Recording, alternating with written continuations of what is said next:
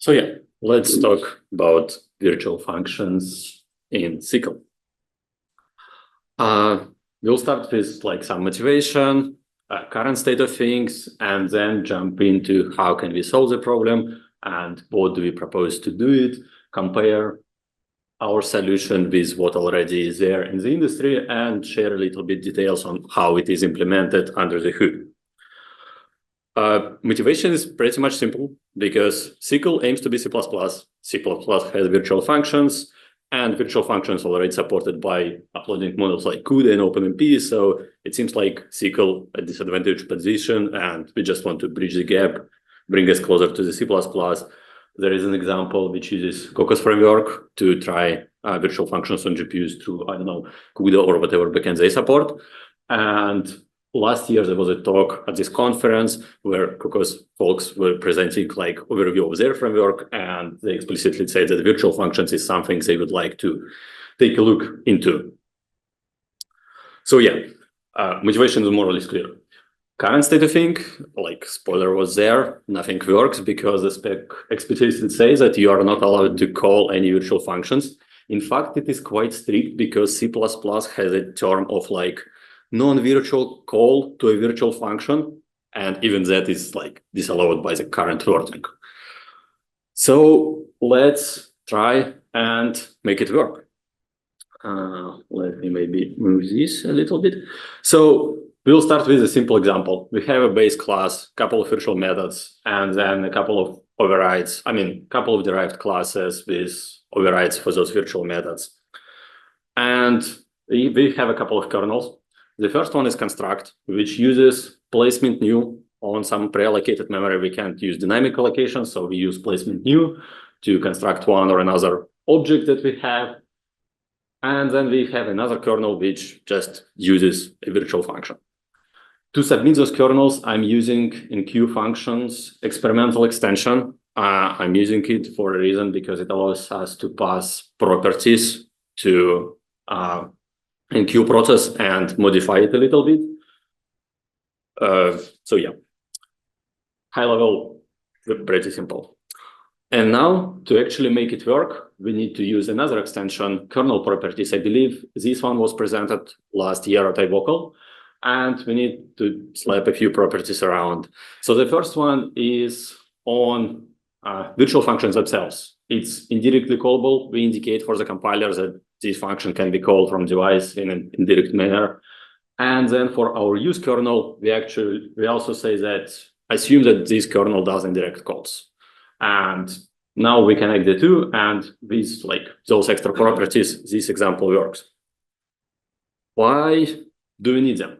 Let's start with those which are on virtual functions. How virtual functions works, there is like global variable, which is virtual table, which contains pointers to actual like overrides for this specific class. And it is stored into an object. And every time you call a virtual function, what you do, you load a special member from like this pointer, take an index out of it, and do a call. And the problem is this virtual table, it references all virtual functions that you have in your class. And for example, in base, one of our functions, it throws exceptions, it allocates new memory, it clearly not compatible with like SQL device code, it violates all the restrictions. So we need a way for the compiler to understand which functions should be made available for device and which are illegal. And for that, we are introducing this property. It essentially kind of like SQL external. So this function is supposed to be device one. All restrictions now apply to that. We can do diagnostics like, I don't know, you are using cloning double within virtual call. I mean, within virtual functions, we can diagnose that. It only affects specific override. So you can have, I don't know, sub3 for a device, sub3 for host. And if you do a call to a virtual function, which is not marked as an attribute, that's undefined behavior. We kind of cannot do anything about it. That's a little bit on you. Now to kernels. Why do we need properties on kernels? Couple of reasons. The first one is we probably would like to preserve existing codes which do not use extension. And if they accidentally or like do virtual calls, we would like to tell users, hey, you're doing something that is illegal in SQL. And that way we can check, like, I don't know, for a regular kernel, which I don't know, doesn't use any properties, we can tell user, hey, you're doing this wrong, it is not supported in SQL. But if you have a property, we are just ignoring that limitation. And another big thing is optional kernel features. We will be talking about that later.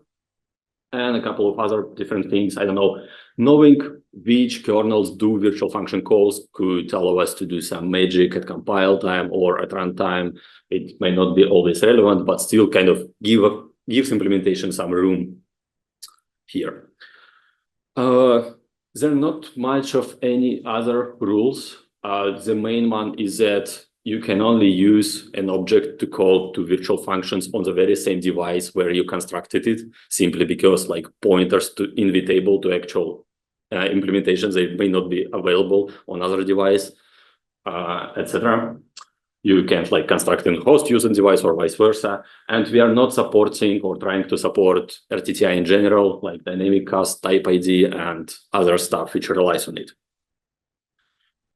And like simple way of using virtual functions, just use a couple of like properties and that's it. But we also wanted to design the extension so it fits with other features that we have in SQL and like just, I don't know, supports everything that SQL specification has to offer. One of those is required subgroup size. And like, can you use a kernel with some required subgroup size and then do virtual calls from it? As of now, or at least that's our direction, is that you cannot do that. It's an undefined behavior.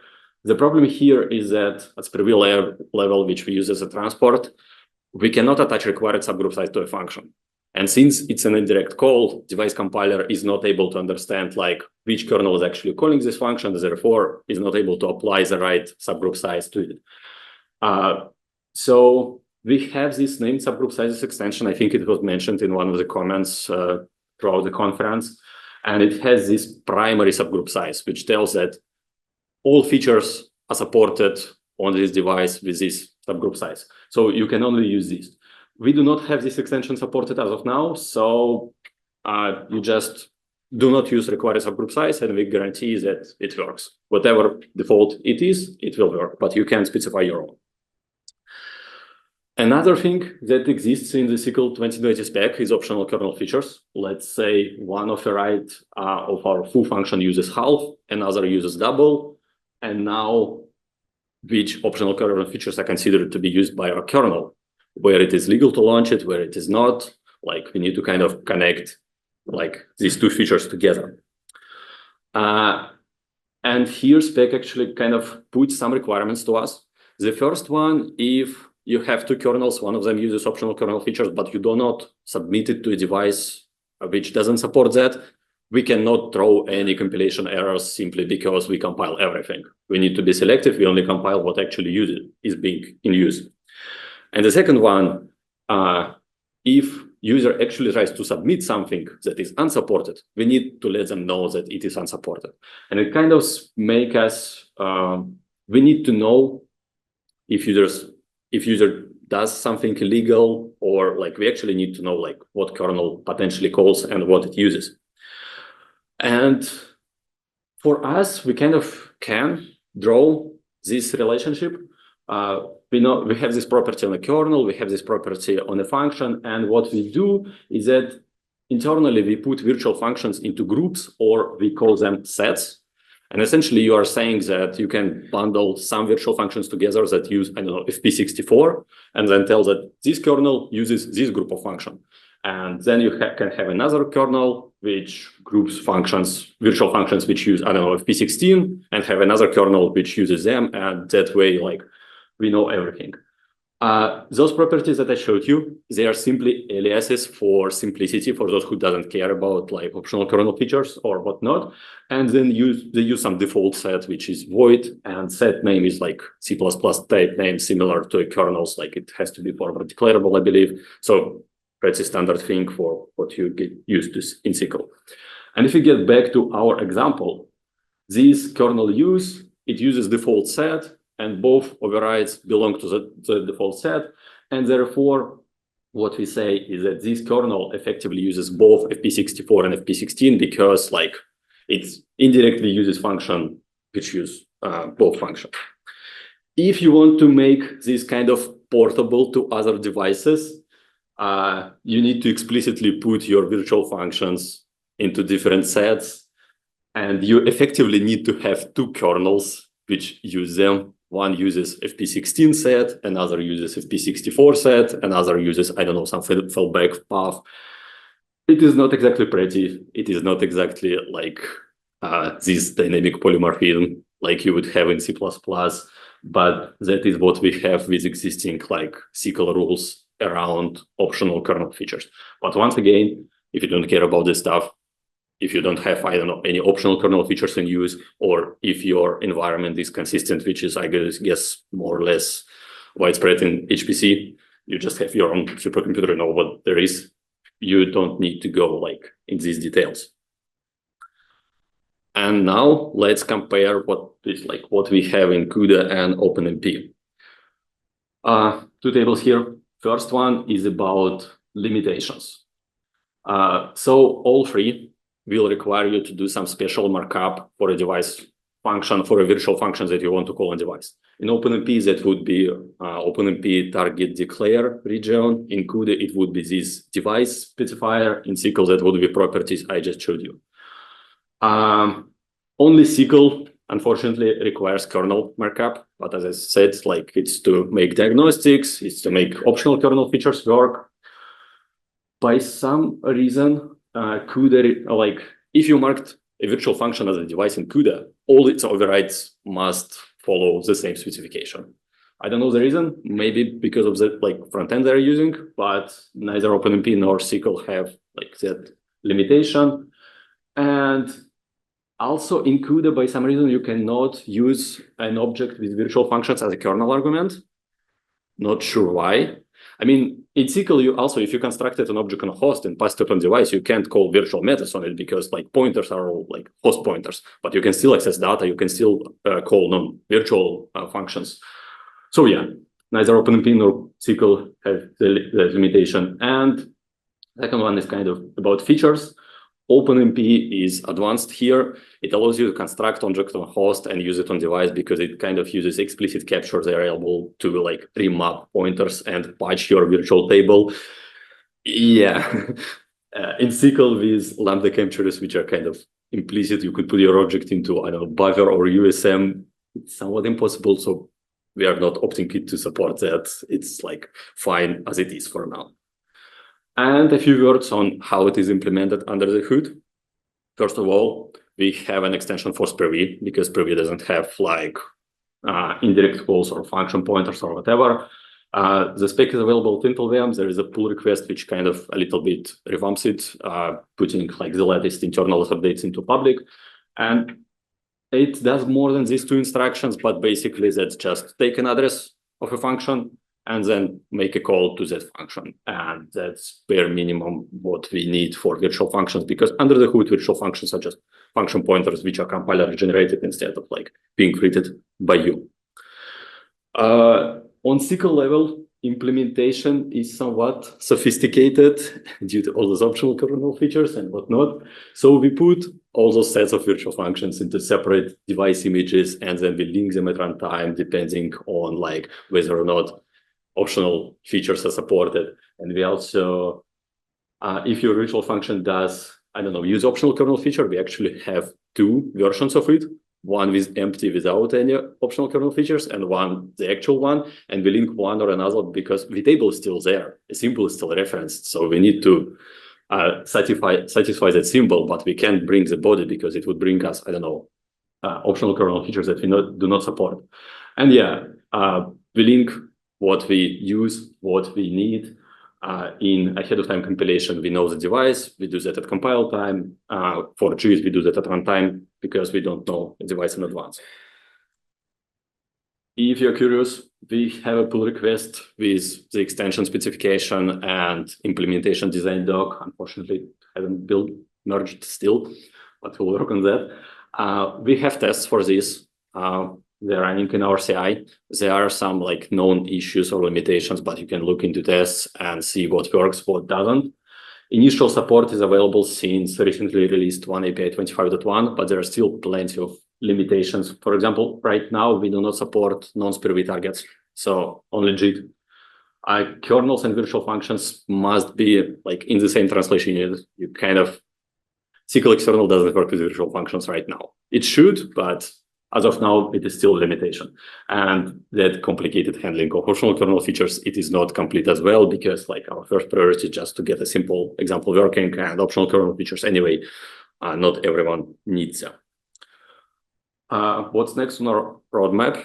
Obviously, like fix everything to make it work as it intended to work.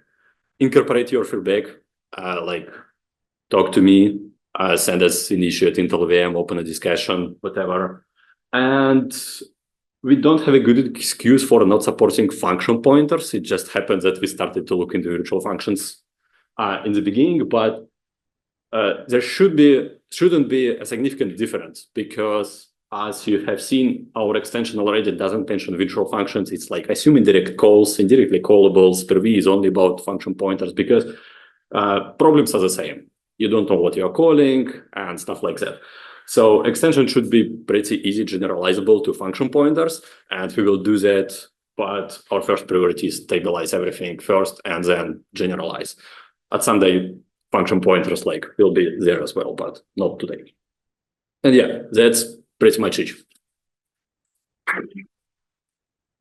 Thank you very much.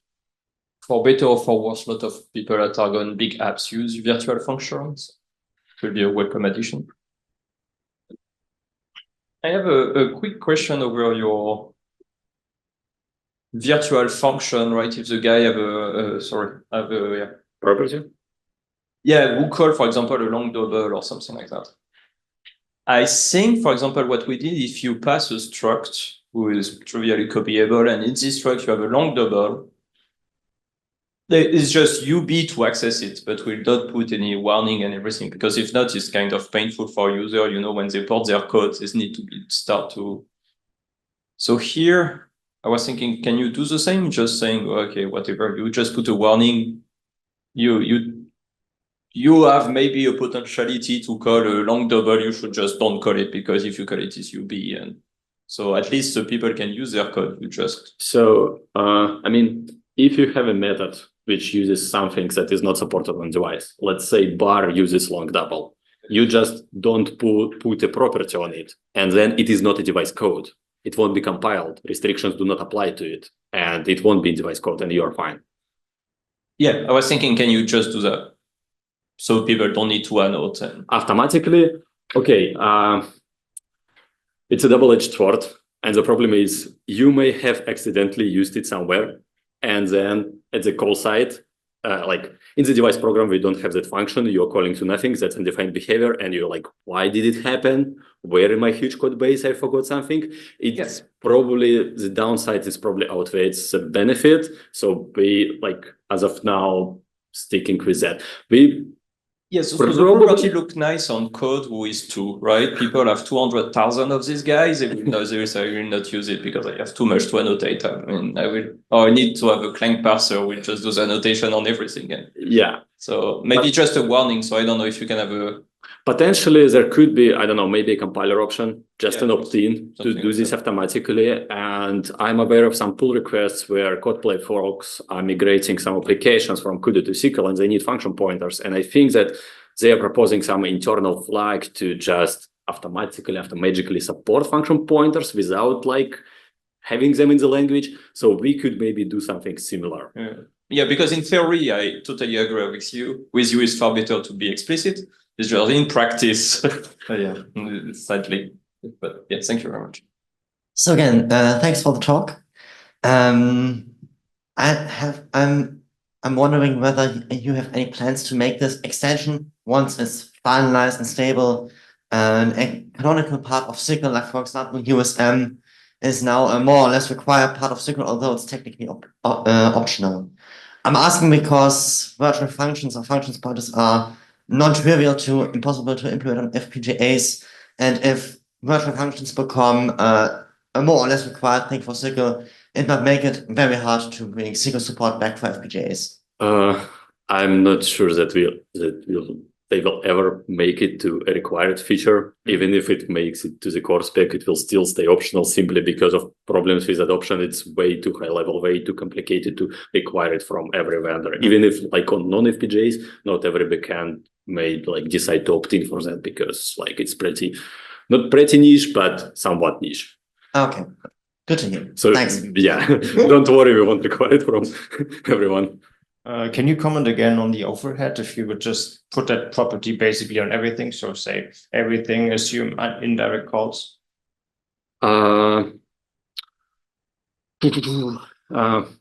So if there's this property is present on a kernel and if you're using JIT, so what we do, we scan all other available device images to kind of bring them together and link. So if you just slam it everywhere, essentially every kernel will incur additional like linking at runtime, simply because like we need to bring everything that is potentially used by this kernel. Right now, our design is like to keep device images self-contained. So if you launch a kernel, you don't need to do runtime linking, just compilation, but this will incur runtime linking and potentially for no reason. And depending on how many virtual functions you have, like just size of those modules that you have to link for no reason, that would be another cut. I mean, the question is if I don't actually have virtual functions. If you don't have them, then I don't know, we will still scan every device image. We won't select any, we won't like, it would be a call to link, but with just one input. So more or less no op, but scan will still be there. Okay, I mean, then it might be just Yeah, an option it for, might like, not be like, purpose to say everything, to put the property everywhere. If user code wants to do it, then we need to put it there, but maybe the Yeah. overhead is like yeah, negligible. if you do ahead of time compilation, all of it happens at compile time and the runtime overhead is 0. Oh, okay. I mean, that's good. Then we'll probably just Yeah. always assume indirect calls.